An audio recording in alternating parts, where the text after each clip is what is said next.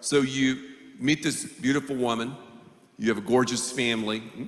Tell us a little bit about your spiritual pilgrimage, because you are an active part of Pastor Mac Richard's church in Lake Hills. Where's Pastor Mac? Mac, where are you, Pastor? Pastor, are you here? There's his better half is over here. It's better, oh yeah. She's my first cousin, Julie Stan. She is Let's this hear girl. it right there. Let's hear it. Julie Richard. Yeah. In the house. Yeah, in the house. I've always, I've always knew and believed in God. I just didn't lead my life that way. Yes. I've never put a lot into being a celebrity. That just kind of flies right over my head, because that's just not really who I am. Yes.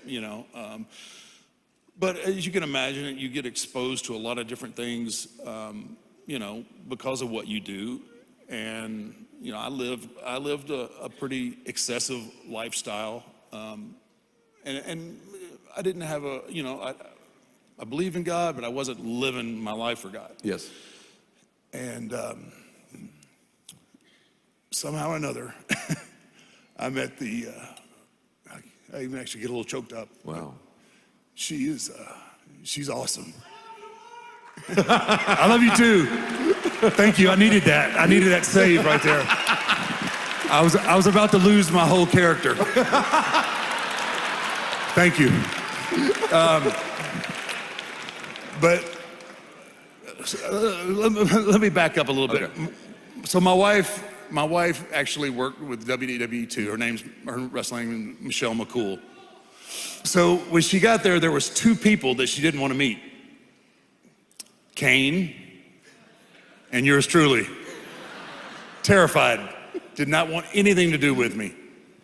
And it was funny because she has this unbelievable work ethic, So she would get to the arenas early and try and get around, some of our producers, our agents, and not in the sense that you would think agents, like not like, I'm going to make this deal for you. They ran our non-televised events. So, but they were all really good hands and good wrestlers through their careers, and now they work behind the scenes.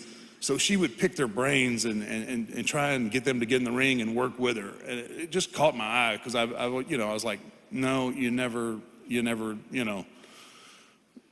cross over that line. And I always told guys, you don't date people that you work with, and this is not going to work. I said it for years, and then I broke my own motto. But anyway, so I ended up getting to know her, and I was just like, wow, she's really passionate about this, and you could tell that she was genuinely, this is what she was wanting to do. It wasn't a stair step to Hollywood or anything else. This is her, she was passionate. And so, finally, after a long time of her chasing me around, I was like, not true at all. Finally, she realized that I was not Satan, and so we ended up, we ended up dating, and eventually she was living in Florida, and then she comes to Austin, and she started going to Lake Hills first, and I was like, okay, go, I'll be here when you get home. Just, go ahead and do your thing. So she says, would you please just come to church with me one time? I'm like, babe, look, I'm going to walk in there and the rafters are going to start shaking. And I believe in God. I'm good. Just, I don't want to, it's not going to work. But she was very persistent, and she wanted me to be the man that I could be. And that has nothing to do with being the Undertaker. That's right. And so I went, and it was just the perfect circumstance at the perfect time. She pushed me, and I went reluctantly, but once I got there, and I grew up Catholic, and so I'm thinking to myself, man, I don't want to kneel, I don't want to get down on the pew. After 17 surgeries, you can figure my body doesn't really feel good all the time. So I'm like, so there were no pews, there were no, I didn't know, there was no kneeling and everything.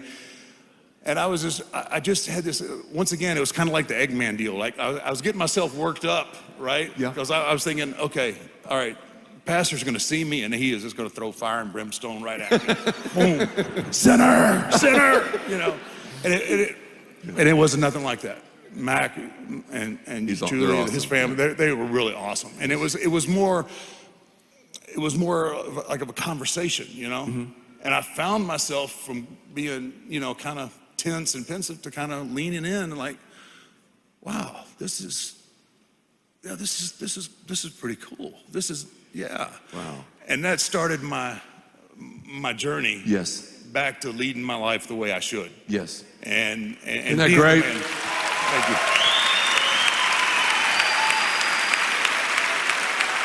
Michelle, and I can't wait for you to meet her one day. She is a very strong woman, and she had to be. And she's the one that put me in the right place for me to get my life back on track again to what really matters. And obviously I'm forever indebted just for that. And not even counting how, she's an awesome mom, and, she actually just did her mobile loaves and fish training. So she's awesome. She brings the best out of me. And you were telling me too when we've talked, it's so interesting and just to hear what an amazing testimony of someone bringing you to church, of course, someone you love so much. And then I don't want to put words in your mouth, but I believe you were telling me like how you knew about God, but then that personal relationship, that was that Yeah. trigger. Yeah, absolutely. That was, I wouldn't have been able to give you, I wouldn't be able to recite any kind of scripture whatsoever that first day. Yes, I knew there was, like I said, I was raised Catholic in a God-fearing home, but I just, all my brothers had to go to Catholic school and, taught by the nuns and getting their hands popped with the rulers and all that. I still hear it when I go home all the time about how rough they had it. But it was the start of me and my journey. Yes. And realizing that there was a whole nother part to life that I was missing out on. And I'm not perfect.